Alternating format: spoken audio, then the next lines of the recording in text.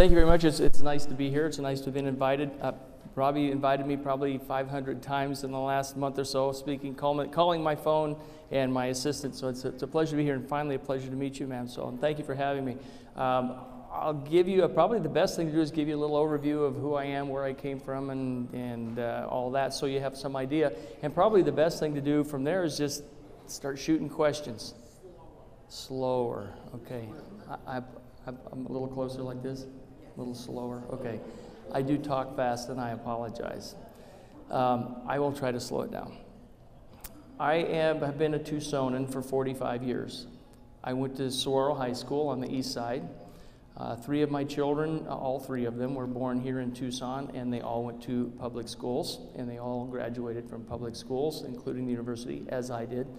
The 2 boys now live in Chandler and Phoenix, and Apache Junction. They're both mechanics, so they are not college students, but they are productive citizens of society and doing honorable work. And as much as I appreciate college, they fortunately gained quality education in public schools. I was a Scoutmaster for 15 years, and I am an Eagle Scout myself, as are my 2 boys. My degree at the university is speech communication, and I've been married for almost 40 years. And in fact, that 40 is coming up in June. So I belong to Pantano Baptist Church. See what else. I ran 3 times before I was elected. I am a Republican, but I call myself an atypical Republican because I have often gone against my party and some of their ideals. And my new job at the state legislature as a freshman, I know I'm doing my job because I've made everybody unhappy at least once or twice, and that's okay. I'm here to listen, and I'm here to share. There's things that I vote on that people get unhappy with me about, but the question is why. And there's things that I do and people are very happy about, and then the question again is why. One of the bills at hand has been brought up. I won't go into it unless somebody asks about it.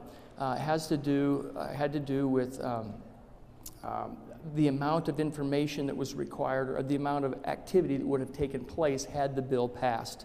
The 2 or 3 things at the top of the bill are what you want. It's the other 8 things below that you don't want. So unfortunately, when you don't understand the bill, and a lot of the people who are on my east side, you're not in my district. Slow again. I'm sorry. I apologize. Louder? Slower? Louder? Louder. Okay. I'm gaining on you. A lot of the people in my district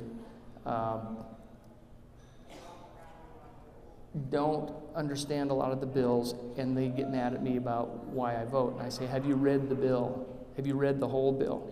And they say, no, I understand it. I said, no, you think you understand it, but have you read the whole bill? That information is available online at the state government. You can go and get an account, and you can go and you can see the bills, you can download them, you can read them. You can sign up to give your opinion as to whether you want the bill to pass or not pass. So those are all available. I'm kind of getting at a loss here. I don't know. I could just go on for hours. As a freshman, it's been they call it drinking from the fire hose, and that certainly is what it is. Day one, you walk in, and it's a flood of everything. So I'll stop right there, and if anything comes up that we want to talk about, I'll be glad to do that. But let's do questions, because that's the best way to start. I'll handle the microphone. To follow up on what you said, I think it would be good if you could explain to people why sometimes your bill never gets to be able to be voted on. Okay. The question was, why does a legislator's bill never get voted on sometimes? When you submit a bill and they never vote on it. Okay. That is part of the legislative process. Does everybody, who understands how it really works? And don't anybody raise your hand, because that would be a lie. The truth is, it's a multifaceted process to have a bill go through proper process to be signed by the governor. First of all, most bills come from the citizens. I'm a citizen legislator. My background is printing. I've been in the printing business for 35 years.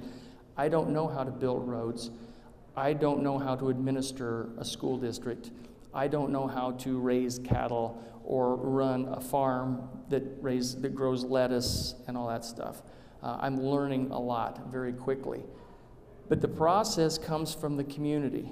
You introduce an issue that says this needs to be looked at. Perhaps it's unfair, that needs to be redressed, and we need to look at it and make things fair. Perhaps it's some point of need. It's little things that come along, everything from towing automobiles to groundwater issues, to funding schools, to funding other organizations, one in particular that comes to mind because it's becoming an epidemic, and that is grandparents raising grandchildren instead of parents raising children. Those are issues that are brought forth. Veterans issues, traffic issues, roadway issues, funding universities, it's all there. The process comes like this. A citizen or myself comes to me and says, I got a problem, I want to fix it. We take your idea, because I'm not a lawyer either, we take that idea, we go to a group called Legislative Council. They are lawyers. They take the idea, they research what's already in law, they find that law if it's there.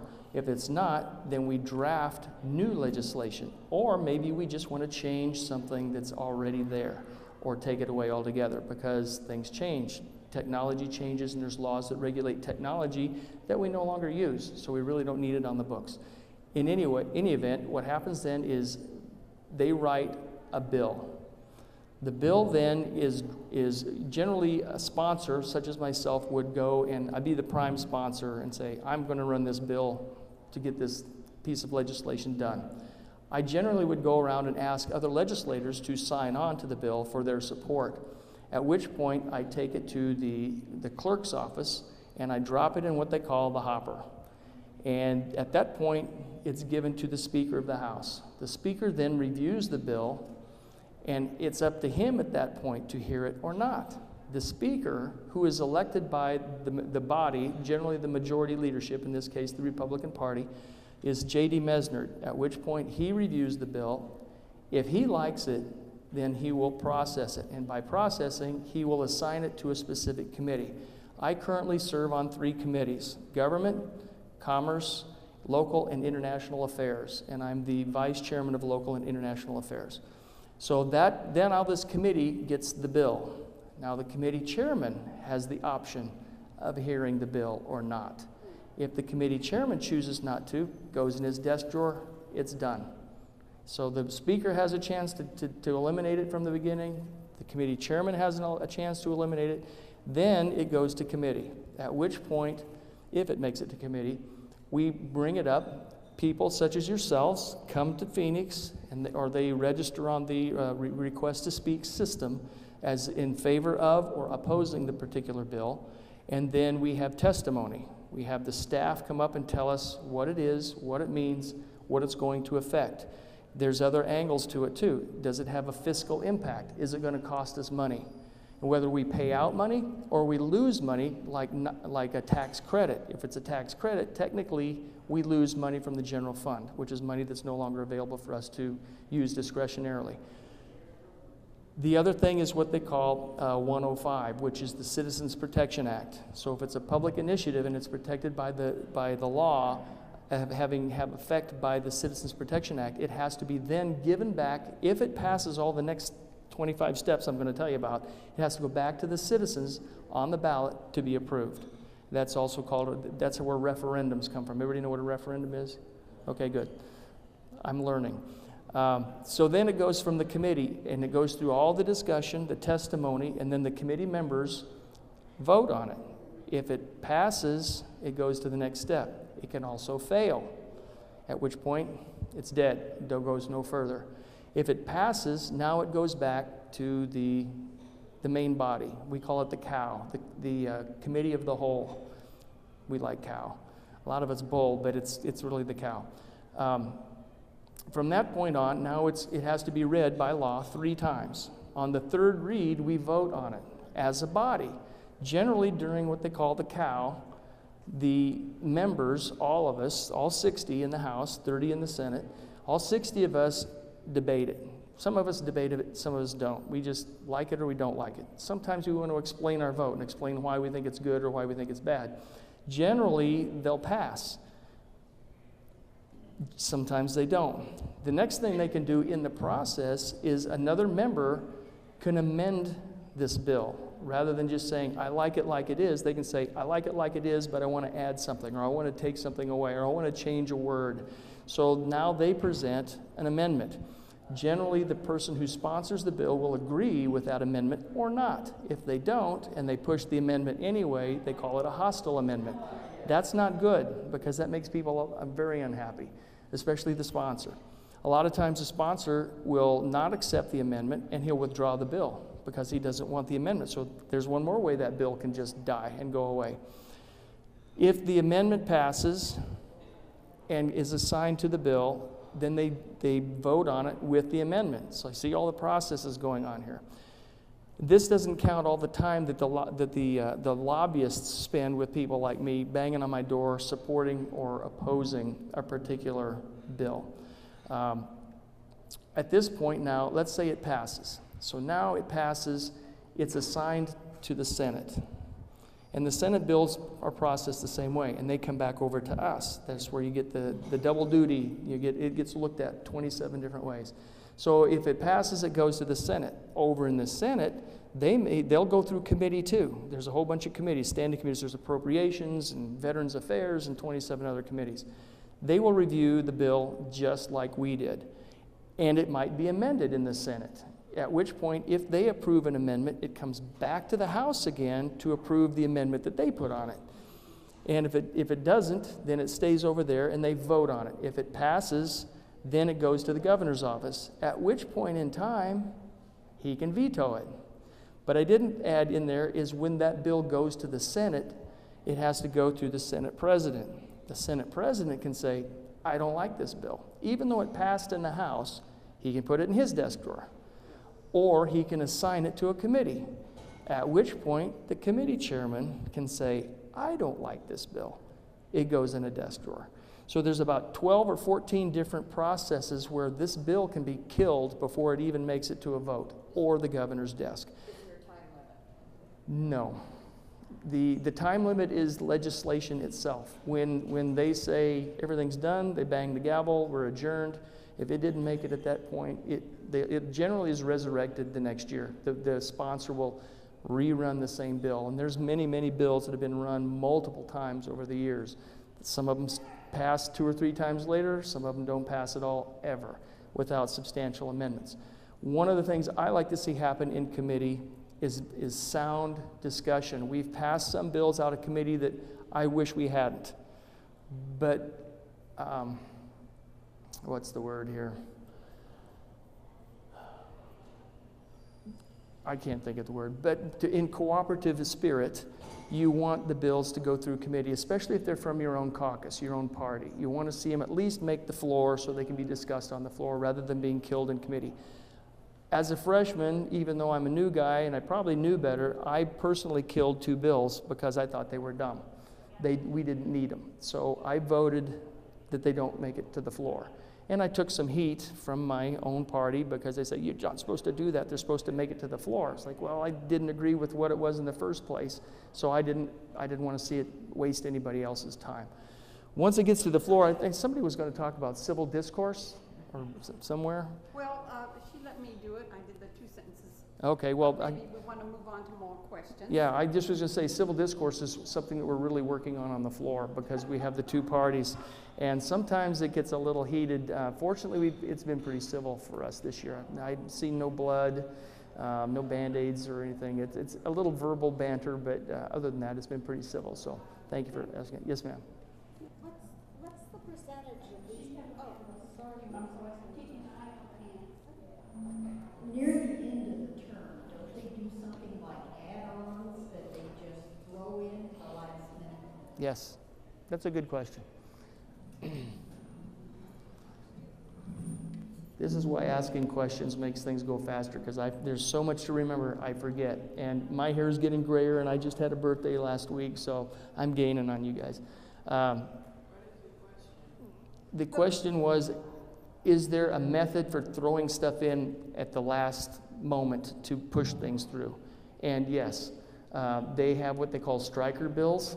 And a striker bill is a bill that really is basically a placeholder, or it's something that didn't make it, but it hasn't failed yet either. So they can go through and they can call it a striker and literally take everything out of it and retitle it and everything. And basically then they put it back in the system with a new name and new language that's basically a completely different bill. And so it comes back up. And we've had several strikers that were bills that failed in the first few passes.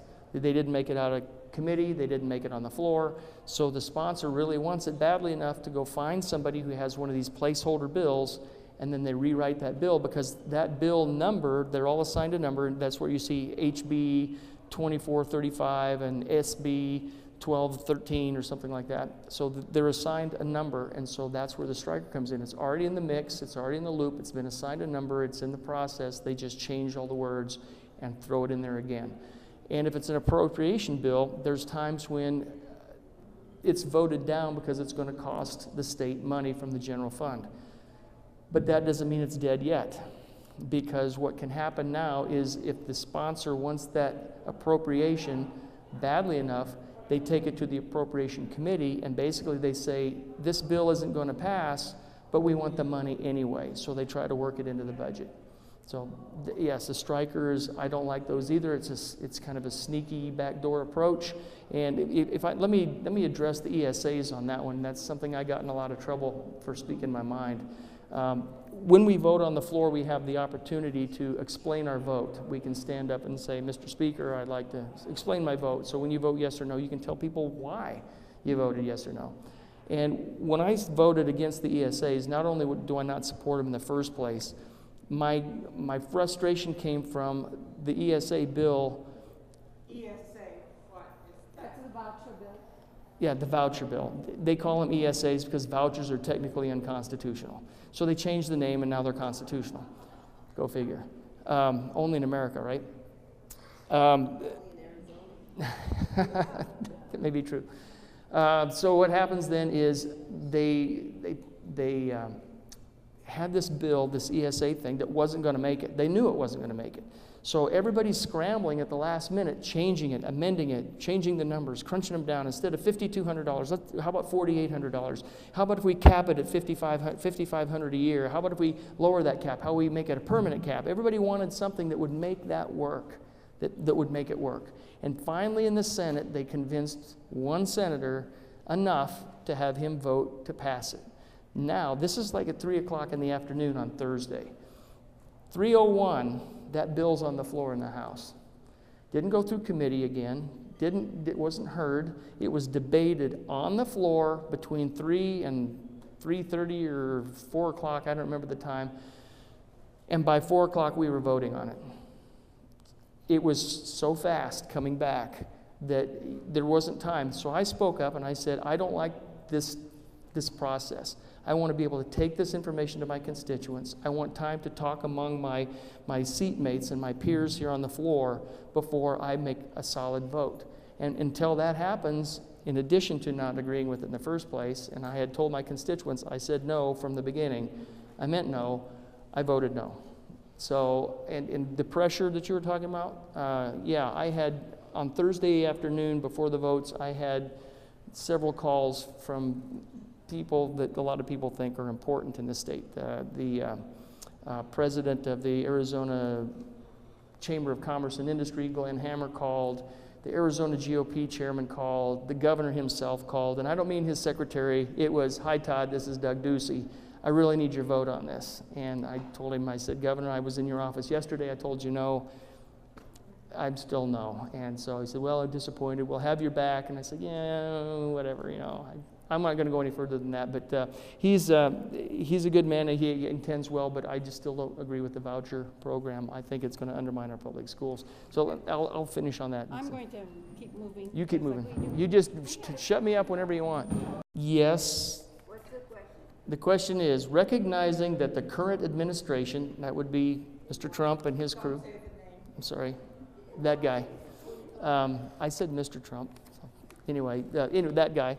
Recognizing the current administration wants to reduce taxes, would it be feasible for the $20 billion earmarked for the wall instead be used for needed school repairs in Arizona and throughout the United States?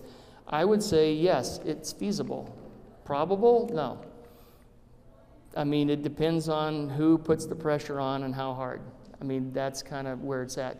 It takes people like you and you and you to put the pressure on. That's the challenge, because when an administration gets something like that in their bonnet, it's hard for them to let go. It's the same thing with the vouchers. They have an agenda, they want to get it done, that's what they're going to do, regardless sometimes of what the people really want.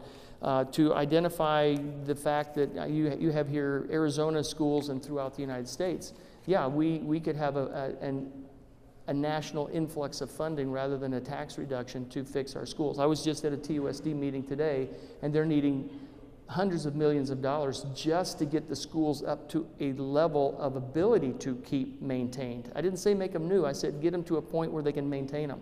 They're falling apart. They're coming down. So to make that happen, I don't see it without tremendous pressure on your congressmen, on your senators, and the president himself. I mean, it's a good thought, and it would be wonderful, and there's nothing that we can do about it from the state level. We can pass what's called a resolution, a House resolution, a Senate resolution, which basically says, hey, we encourage you to do this. But that's as far as that goes as well. And if they were to divvy up the money and say, we're going to spend $20 billion on a wall, and Arizona, here's your share, here's where the problem is. If they say, here's the money for your share of the wall through Arizona, and they give California a share, and they give however they divide it up to be built or whatever, it's probably it would be a federal project anyway, so we wouldn't have anything to do with it other than maybe providing some labor and some materials. We'd benefit from it that way. But if we were to take that money and try to use it for something else, that would be a big problem, because there's always strings attached. And the same thing with education. If we don't follow certain federal standards, they will deny funding. And so that's one of the challenges we face in almost anything we do when we have to deal with the federal government. You like this job? I love this job. What percentage do you ever get passed? I sponsored 6 bills. This is my first session, and generally there's a lot of freshmen will maybe put in 2. I put in 6, which was the maximum I could do at the time I put them in. It's unlimited, really, but I put in 6. One of them was signed by the governor. I pulled one of them myself. 2 of them weren't heard, and 4 of them weren't heard. So. Which one passed? It was a name change process for juveniles taken out of Superior Court and put it into juvenile court in a circumstance where the child was a minor, of course, and under the authority of the remaining parent, in which case the second parent was a bad actor and removed from the child's life. And in this case, where that kind of prompted the bill was the child had the last name of the father, who was in prison for a variety of reasons. And the child did not want the father's surname. So to do that, you had to go to Superior Court, change the name, fees. Now it's public information rather than going to juvenile court and allowing the juvenile court to seal the records. I mean, for most people, it has no effect. Yes, ma'am. If you're not hearing, do this. Thank you. If you're speaking too fast, Slow me go down. like this, okay? If you're not hearing it, you go like this, okay? I did get a question handed to me, okay? And do you want to read it or have me? You go right ahead. Okay. Go right ahead. I'm getting my arms getting sore. Okay. The state of Arizona allows capital punishment, death penalty for certain crimes. What is your stand on this? Ooh. Who's beating me up on this one?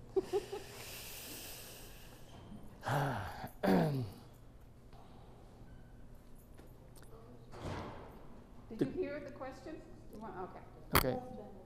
You can hear it better when you just speak like that. Yeah, Oh, really? sometimes I Without think the so. microphone? Yeah. Can everybody hear me now like this? Is this better, worser? What about the back row? Use the mic. Okay. For the back row. All right, we'll use the mic for the back row. I'm in favor of capital punishment, but there's challenges that I think really need to be addressed. I think there's heinous crimes that need to be addressed with capital punishment. I don't understand the argument of keeping people in prison for life. I don't understand the argument that that's cheaper than executing them. And I don't get it. Yeah, because of the legal system that we have. Just cheaper. Right. So I understand that value and that concept, but at the same time, I'm in favor of capital punishment. That's a good question. And being a printer by trade and not an environmental person, I'm a Boy Scout. We like to leave the earth in a better, when we go outside, we like to leave the earth in a better condition than it was when we got there. Picking up trash, cleaning things up, whatever. I want to be a good steward of the earth and keep it as clean as possible. Currently, the EPA laws it's a double-edged sword. I like to keep the earth clean. I think sometimes they're too stringent, the EPA laws in Arizona anyway. When they want to eliminate coal production for electricity until we have other things covered, I think those are issues. Water is definitely the biggest issue in the state of Arizona. That is the biggest, because that's what we rely on 100%. If you want to get good answers, I can't tell you what bill I would sponsor or even I would support, because I don't know what I would put out there, because I don't understand all of it enough. My seatmate, Kirsten Engel, a Democrat, which is great. She's a wonderful lady, and we got a town hall tomorrow. You're welcome to come to that too. She is an environmental specialist. That's her law practice. That's what she does, is environmental law. And she is working on several different things that have to do with environmental protection. And I counsel with her frequently on what she's offering, even discussing at this time. That's why another reason that I consider myself an atypical Republican. I'm telling you, sir, I don't know. I'm willing to learn and understand more. I also like to defer to people like Kirsten, who is a professional in those arenas, and then listen to what she has to say.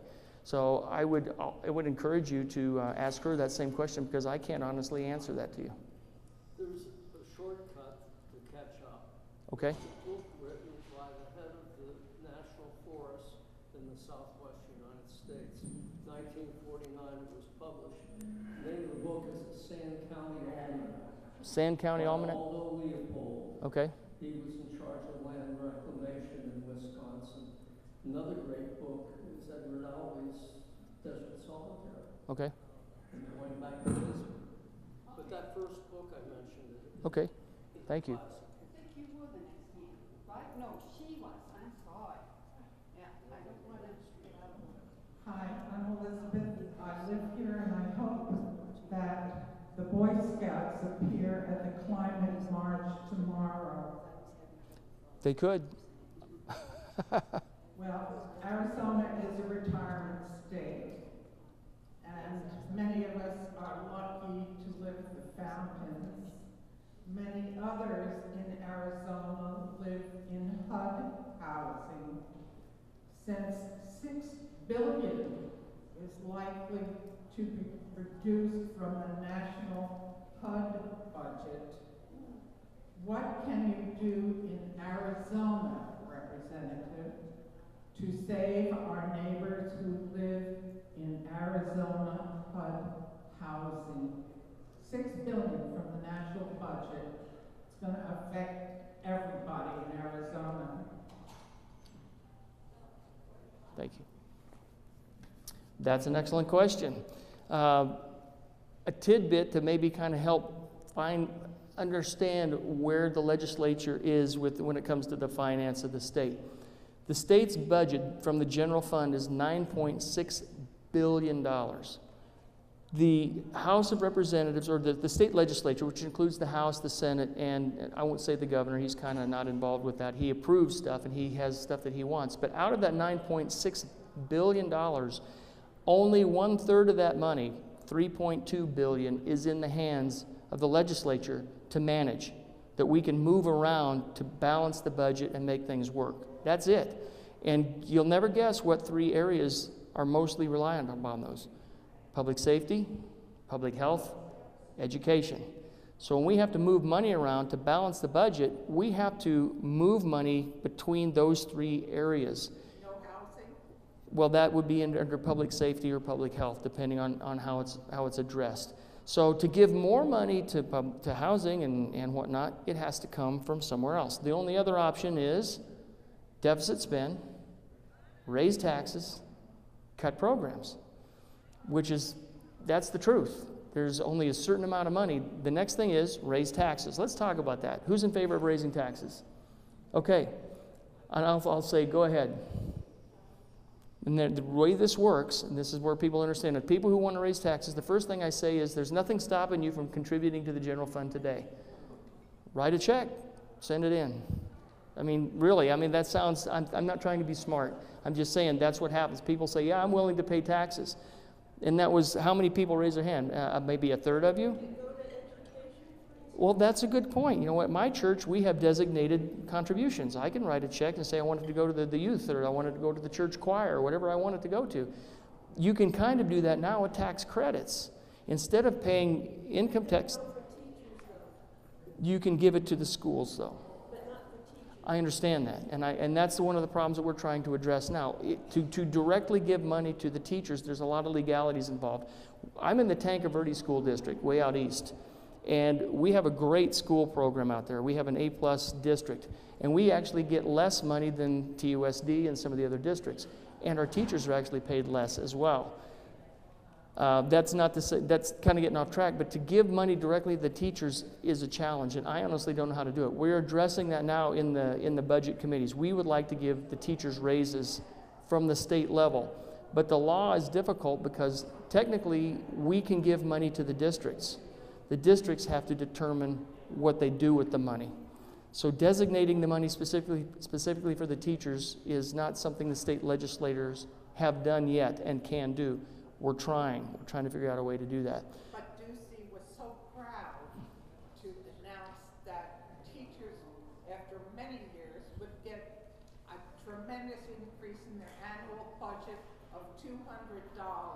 Yeah, I understand, and I agree. It's a slap in the face to teachers. My sister-in-law is a teacher herself, and she said her pay increase was about $400.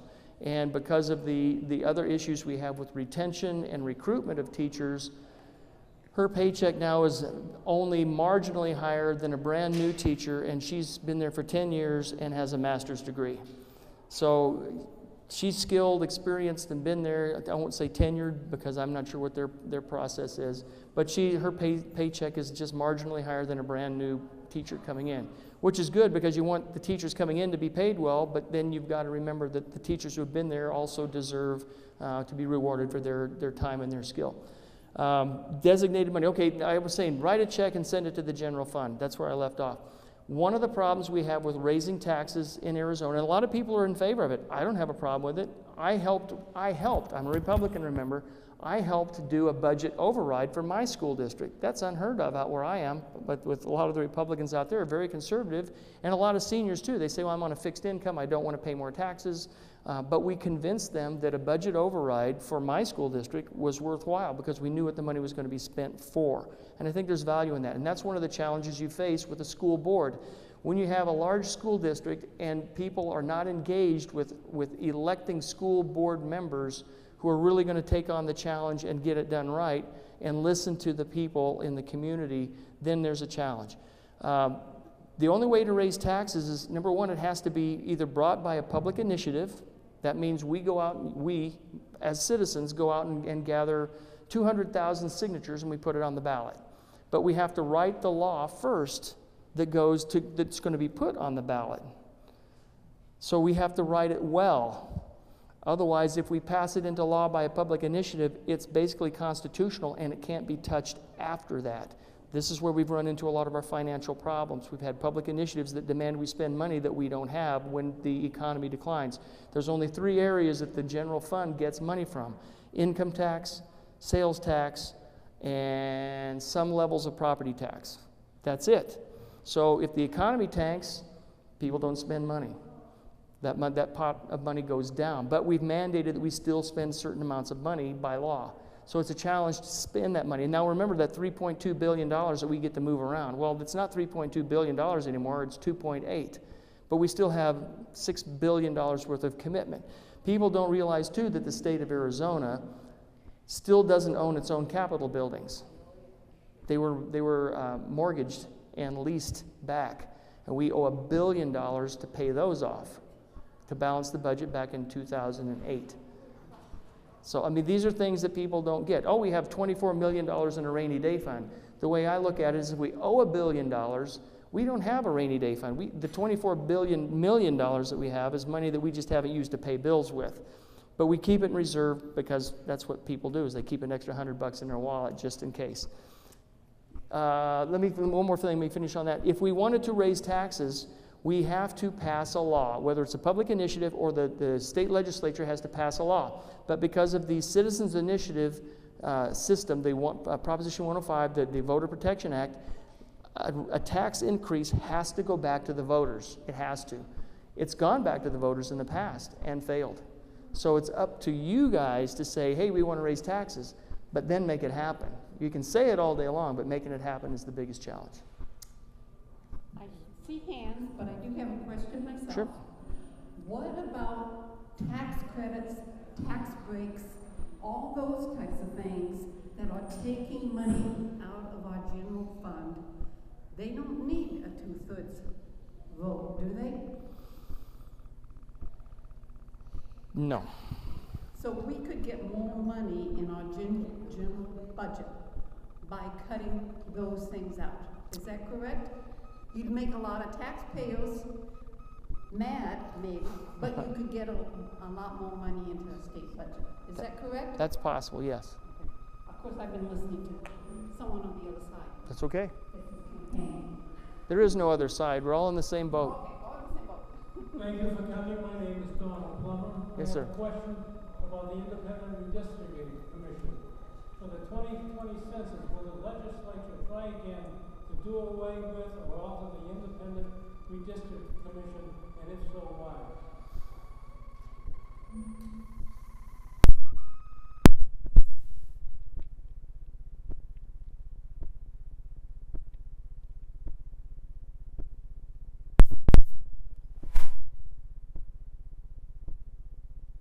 By our Constitution. Oh, did I do something? Oh, batteries. Stand by.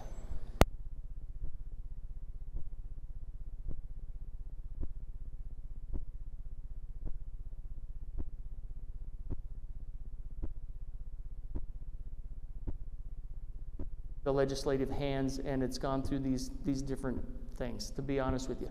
I know that both parties are already gearing up for the redistricting in 2020. Still going to be in effect? At this point in time, I believe it is. I would like to know, this is a difficult one, and I think decision is made by each state. What is your opinion, and where does our state stand on same-sex marriage? I would like to know how you feel about that and why. Okay.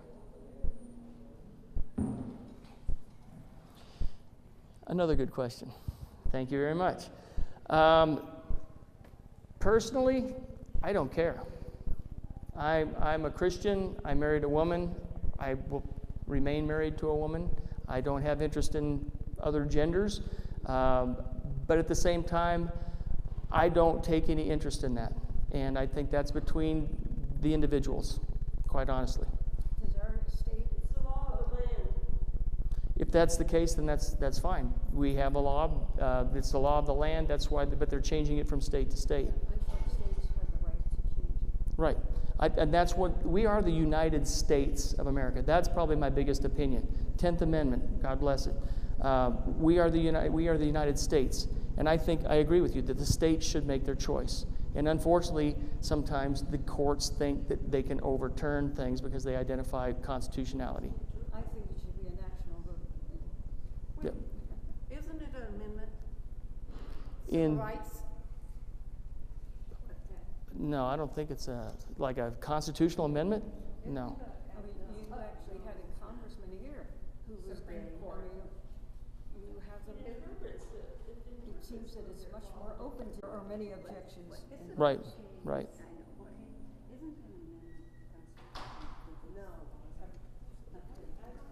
Okay, well, there, yes, ma'am. I just had a question. If we want to. All the above. Yep. The what we do is we encourage people to sign up with what they call the RTS system. The RTS system, it's online. Then you can read every bill, and I'll connect with you. I'm not going to run away. If you want to talk, I'll help you figure that out. You set up an account, and it's called the RTS system. Request to speak is what it really is, and where you can post your preference. Yes, you oppose or you support. You can request to speak, which means you can come up to the state capitol when the committee's hearing the bill, and you can actually give testimony. They will ask you to speak and address the committee and identify your concerns or the reason for support of a particular bill. If you really want to make sure that a bill is heard, if you want to make sure a bill is heard with your opinion attached, it's always good to shoot an email, make a phone call to everybody who's attached to that particular bill. Obviously, the Speaker of the House is going to be attached to everything that comes through. The Majority Leader, perhaps, the Minority Leader, the Majority Whip, the Minority Whip. The next thing you have is the sponsor of the bill, anybody who's supporting the bill who has signed on, and that all this information is available once you check in and check that bill online. It'll tell you who's signed on, who supports it, who opposes it.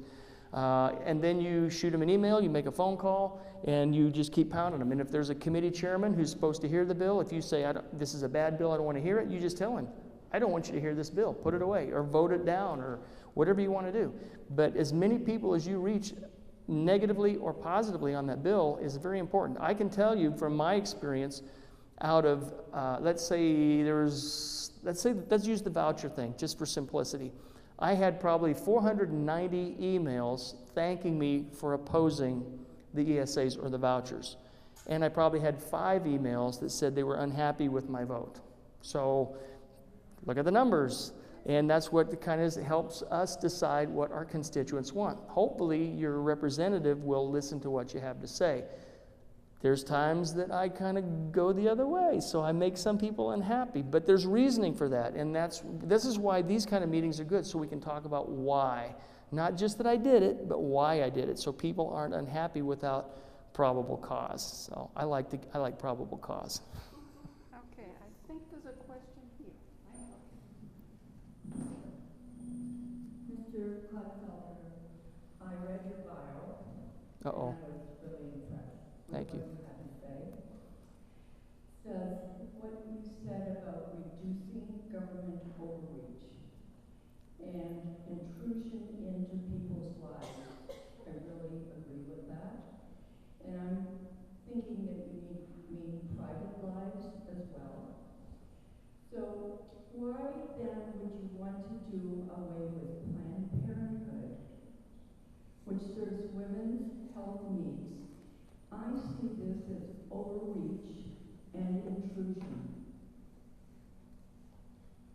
Could you comment? I would be glad to. I'm not necessarily in favor of eliminating it. I'm just not in favor of funding it. There's a lot of health agencies out there that function on donations, private donations. I think Planned Parenthood could do that as well.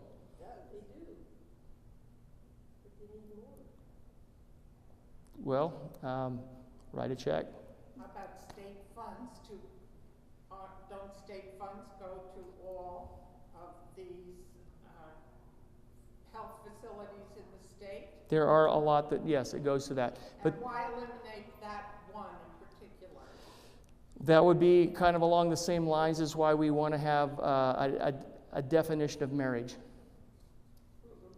Yes, no, yes, ma'am, because there's a mindset of man and woman, anti-abortion. It's just come out and say it. It's a Christian mindset. It's biblical. It's like a man and a woman are supposed to be married. And there are Christian people. There's groups out there, and there's one group in particular, the Center for Arizona Policy, that's a very strong Christian influence on government. They're the ones who will come out and say marriage is between a man and a woman. And they'll come. I've answered their surveys multiple times on my stands on those things. Is a marriage between a man and a woman? Health facilities, what about that? Right, health facilities. Well, there's no reason with not supporting them for health reasons. You get into the abortion issue, and my personal opinion is, number one is, being a man, I won't have one, obviously. Yeah. I will also call myself an abortion survivor. I am the son of a 16-year-old unwed mother. She gave me up for adoption. I think there's a lot of avenues that could be considered prior to abortion, but at the same time, we aren't addressing those well either. 3% of the offerings by Planned Parenthood go to anything related to abortion. But what about the health facilities that are provided to men, women, and children throughout their whole lives by this company? What do you think of that? Are those health facilities bad? I don't think any health facility is bad. But you're against supporting it in this company, but not in other health facilities in Arizona? You haven't been given the mic. Yeah. Okay. Yeah. Give her the mic. Okay, we don't want to get it out of control. Okay. Yeah. Yeah, I do support that. I'm sorry. So what's our odds? 80-20? What? Okay, well, I'm just getting a consensus for myself here. You know, Ronald Reagan said once, I'd rather have you 80% my friend and 20% my enemy. So there's no way I'm going to bat 1,000 with this crowd or any crowd. So the question is, are you agreeing with me more or agreeing with me less? Back the mic. So I think that would be my question. So, Okay. yes, ma'am. Okay. I'm sorry. It's something that I have asked Martha McSally. I've written to her and I've asked her to comment on it. That I understand that many millions and millions of dollars are given to military men, I don't know about other men, military men, for Viagra. But still, contraceptives cannot be afforded, apparently. That is very strange to me. Can you answer, is that true about the Viagra being given to men in the military? I can't answer that because I don't know. Millions and millions of dollars. So I'm just asking you, I've seen those statistics, and I'm asking you, is this accurate? I don't know. I'm a librarian. I'll try to research that for you. Okay. I honestly don't know, ma'am. I never served in the military, so I don't have a lot of connections with that. My focus is Arizona. I'm hoping that Washington fixes stuff over there. I have another, maybe controversial, but I do need to ask you this. I understand that you're a member of NRA. Yes, ma'am. And I would like to know about where are the responsible gun owners? What are they doing about keeping guns out of the hands of children?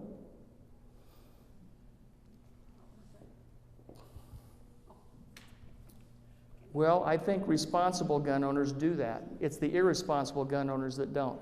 We don't hear anything from the responsible gun owners, and you're one of them, apparently. Yep, I still have all my children, and none of them have been injured with a firearm ever. And they are advocates of firearms too. So I don't know how to tell you that. That gets back to a lot of personal responsibility. There's going to be a point in life we can't protect everybody from themselves. We have stickers on the tops of ladders that say, please don't stand on the top step, but people still stand on the top step. We tell people, keep the guns away from the kids. They still don't. At what point do we have to say it's my responsibility or your responsibility to keep people safe from themselves and to be responsible? What about gun sales in Arizona? Okay. No, you keep Boy, we're getting all over here. We're You put going that all over the question. place. Okay. Uh-huh. Gun sales, you say? In Arizona. Okay. And in what regard? Should there be any laws To do what? to prevent minors or who are unstable? They do background checks on people. If you were to go buy a firearm today, you have to fill out a form, and they'd call the cops, and they'd say, "Are you capable of owning one legally?" At a gun show? At a gun show, they do the same thing. Fantastic. They do. Now, here's one thing that you may not. I'll tell you what's going on with this. As an individual in Arizona, I can sell you a gun out of the trunk of my car. Can you make a law? They were working on that. There was actually a bill that went through, and it made it so that you are not required to do a background check on individual sales. However, I can speak for myself as a responsible firearms owner. I have sold guns to individuals, and I've purchased other guns from individuals. And in those cases, what we have done is we've gone to a gun store and said, "I want to buy a gun from this guy," and the guy wants me to have a background check. We pay the gun shop $20. They make the phone call to the cops with all of my information, and I'm either approved or denied. I'm approved because I'm not a bad guy. But a responsible gun owner would do that if he didn't know the person personally he was selling that weapon to. Now, that's not required to be done. You can make it required, but that gets back to, does that stop me from selling you a gun out of the trunk of my car in some parking lot? No. We can make a law, but the laws are already being broken. I don't know how you can enforce it. That's one of the challenges. Okay, maybe we're moving on to specific issues. Do you have a new issue? A new issue. Anybody else have a question? We don't want someone just grabbing the floor. I'm a teacher. I'll be glad to stick around, too. I'm not in any hurry to go anywhere, so as long as you want to talk, I'll stick around. I read recently that if voting were conducted by mail, it would save a lot of money. Have you heard anything about that? Would you repeat that? Vote by mail. The question was if we did all of our voting, I think, because some of our voting is done now by mail, but if we tried to move more to mail-in ballots, Like the state of Oregon. in the state of Oregon, that would save us money. And what do you think about that? That is an excellent question. Thank you very much. I'm a poll voter, personally. I like to go to the poll, but a lot of people don't like to. The percentages are negotiable when it comes to saving money. Yes, if we mailed all of the ballots and didn't open the polls, but we tend to have mail-in ballots and we have polls. I think we need to do one or the other. We need to do all mail-in or eliminate mail-in and go to the polls. That's my personal opinion, but I like to go to the polls. Yes, I think if we did all by mail, we would save money ultimately. But the percentages of returns, now I know this, you guys are exceptional, because I will say this, and I would lay money on the table to say I'll get 100% hands up. Who votes in all the elections? Yeah, that's what I'm saying. But the percentages of people who get their ballot by mail, they don't vote right away. I know people, maybe you guys do this, you get your ballot, you already know what you're going to do. You filled it out, it's back in the mail the next day or 2 days later. The state of Oregon has a very high turnout. Yep, and there's a possibility, right, that's Oregon, different bunch. Arizona's unique in many ways, right? So, we find that we have what they call the provisional ballot, and this seems to be what slows us down with getting returns done well. This is where I finally found out that I won, when I won my seat. The election was over on November 8th, of course, and I found out that I actually won a seat on about the 20th of November, because the ballots came in, they count the early ballots, then they count the poll votes, and then they count the provisional ballots. Well, what are the provisional ballots? Those are the ballots that people get in the mail, and they don't want to mail them. They hand carry them to the polls. So that's where that happens. So now we've got people that get the ballot in the mail, they set it on the counter, more mail piles up on it. 2 weeks later, 3 weeks later, they go, oh, I need to mail this in. Oh, missed the deadline, I'll have to hand carry it. So yes, ma'am, we would probably save a lot of money if you could get everybody to do it. And that's the argument that we have. In fact, one of the bills that they had was, the voter guide you get? They're talking about sending that out by email. We could save a ton of money by doing that. Here's a question for you. Why is the voter guide flipping it over and it's in Spanish? Just a question, a rhetorical question. I'm not going to say yay or nay on it. There's federal law that requires when a certain number of your voters are of a certain culture, you have to provide the ballots and the information in a different language. So is English the language of the state of Arizona? Yes. Is English the language of the United States? Yes. But yet we still process these voter guides in multiple languages. That's a question. I'm not saying it's right or wrong because I speak Spanish. It works for me. I could read it either way. But is it advantageous financially? I don't know. So yes, we could save a lot of money in a lot of things. A lot of people are afraid of mail-in ballots for the concern of fraud, and they're working on that too. There's so many things they're talking about electronically doing it with certified websites and all that stuff. Now there's the people that say if you can hack into a website, you can hack in and adjust the voting tab. So nobody's ever going to be happy with how it's done, unless, my opinion, go to the polls.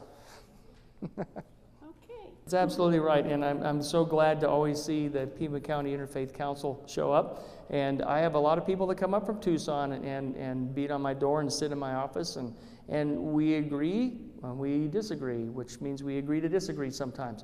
What I have weight on communication with my office is not necessarily the volume of communication, it's the personal touch of the communication. I get hundreds of emails every day.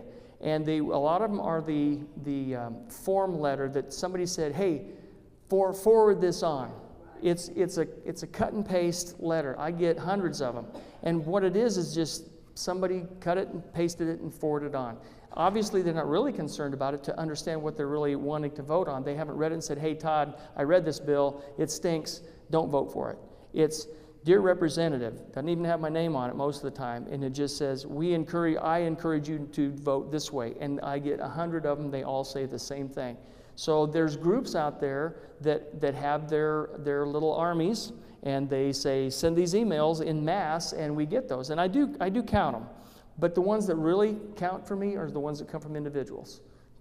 That are written specifically by an individual, and I can tell them apart. And what I also do then is I have my assistant, because I get so many emails. She has access to my email account. I have her go through them each day, and we separate them into the bill numbers. There's a folder. If you guys do email and you have the folders, we assign a folder to each bill. And if a bill comes or an email comes in and says vote for Bill 2021, we put it in a yes 2021 folder. If we vote no for 2021, we put it in a no 2021 folder. So I have the two folders side by side by number. And they say no and yes. So I look at the no's and there's 400 emails in there. And I look at the yeses and there's 2.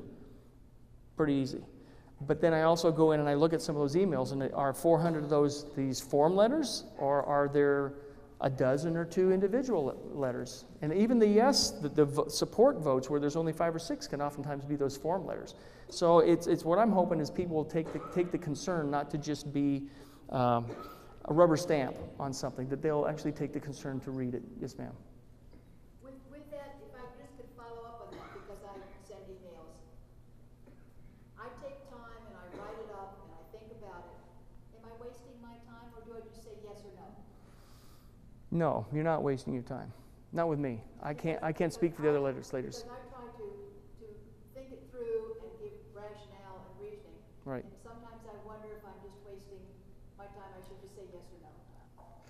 You could save yourself some time and keep it short. Yeah. We get 700 or 800 emails a day, not to mention the 50 bills we're reading and adjusting and trying to understand. We do a lot of reading. So when you send me an email this long, I might go, oh gosh, it says yes, or it says no. But if you could pull that down to this with bullet points, here's why I hate it, bing, bing, bing, bing, rather than a whole paragraph type discourse. Just, what's the facts? Why do you hate it? Why do you love it? And say, vote yes, here's why. That's it. Because those are going to be different than the form letters. I can tell them. And that'll save you time. And then they're easy to pop off to other people. Set up a group where every senator, every legislator gets the same thing from you as an individual. And one of the follow-up on that is, what about faxes? Fax, like F-A-X, fax? Dinosaurs, we don't use them. Nothing happens with a fax. I think I think there's actually a fax number on my card, but I think it's one fax machine in the whole building, and everything comes to it. That's what we wanted to know. Yep, Yeah, it's funny because I did some research on this, and it varied in all different places. it does. Did you have one more question? Okay, can you speak yet? Okay. Here's a Yes. handwritten. On a different That's the book I topic mentioned. Okay, thank you, sir. regarding your international committee. Mhm.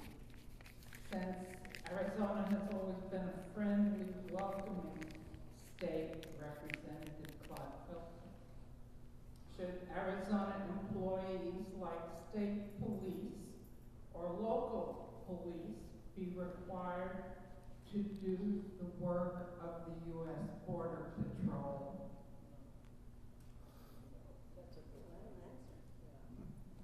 Did you understand that? Yeah, I did. I got it. I would say no. They're the police for our community. They're the police for our states. Unfortunately, if they run across somebody who is an illegal, they are obliged to call ICE, but not to profile them and pull them over because they're brown or whatever color they may be, and they look suspiciously. No, I think that's wrong. I'm a big fan of Mexico. I love Mexico. And I'm on the International Committee because I asked to be on the International Committee. I'm working very diligently with Tony Rivero, who is the chairman, to work hand in hand with Sonora, Sonora, Chihuahua, and we're going down to Guanajuato soon, and we've already had a coalition with the legislative group from Sonora in Phoenix, and we're going to go down to Sonora and work with them to maintain relationships. We have to maintain that, and with those kind of tactics, we harm that relationship. So I don't like the idea that we use our local enforcement to do that kind of work. But again, like I say, if they find somebody who's here illegally and they've broken the law, yes, they have to be detained as our laws require, and then ICE has to be called. ISIS, where'd I get that? ICE has to be called, and then they're processed by law. Did you call them, I heard you say illegals, but I think you meant undocumented, right? If they've crossed the border without authorization, they are illegal. No, you called them illegals. He just said if they came across the border, he's calling them illegals because they broke. They're here illegally. But So now, yes, an they would. undocumented one might be someone born in the United States. Mm, Brought over here by parents. No, same thing. no, I have documents. I was born here. It's just your language I was questioning. Okay. Oh, you mean okay? It's like was it condescending or? You'll do One better, I more think. question? Oh well, you might call them paperless.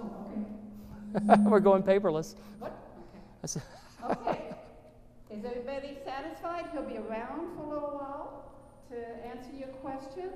And thank you very much for being so willing to come and answer our questions. I'm glad to, and I appreciate the questions, especially the hard ones, Yeah. especially from you, lady. Yes. Well,